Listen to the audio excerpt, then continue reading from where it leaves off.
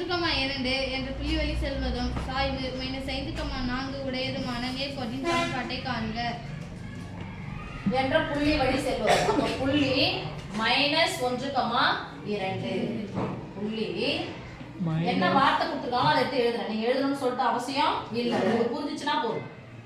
ஒரு புள்ளி வழி செல்வதும், அந்த ஒரு புள்ளி என்ன எடுப்போம்? சாய்வு. அப்ப சாய்வுன்னா எடுத்தாலும் சொல்லுவோம் -5/4 உடையதுமான நேர்கோட்டின் சமன்பாட்டை சமன்பாடு அப்படின்னு சொன்னா ஒரு நேர்கோட்டின் சமன்பாடுனா என்ன இருக்குன்னு சொல்லுங்க. ஓகேவா? அப்புறம் ஒரு y வெட்டு துண்டு. இப்போ பார்த்தா x1 இருக்குது, y1 m. அப்ப x y x1 y1 m இதை வைத்த ஒரு நேர்கோட்டின் சமன்பாடு ஃபார்முலா சொல்லுங்க. நேர்கோட்டின் சமன்பாடு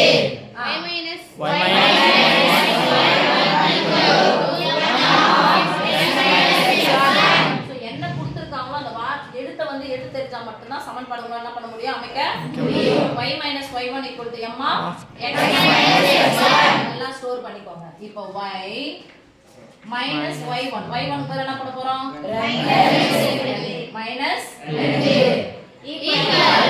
m க்கு பதிலா -x1.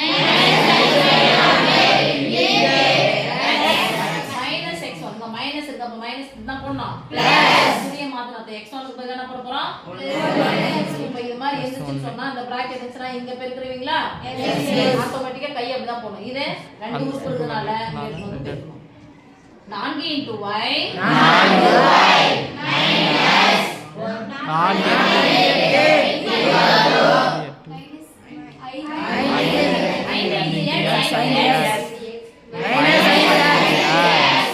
5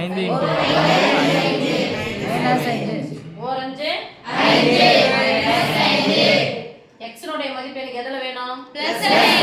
அப்ப மைனஸ் இருக்கு, இந்த பக்கம் எடுத்து வந்துருங்க. பிளஸ். ஏற்கனவே என்ன இருக்கு? பிளஸ். இதே இந்த பக்கம் எடுத்து வந்தாங்க. -5 இந்த பக்கம் வந்துச்சுனா பிளஸ் 5. இப்போ இந்த பக்கம் எடுத்து வந்தா வந்துச்சு பிளஸ் 5x பிளஸ் 4y -3 இருந்தா கழிக்கணும். 8 ல 5 கழிச்சா 3. என்னுடைய குறி -0. இதுதான் நேர்கோட்டின் சமன்பாடு.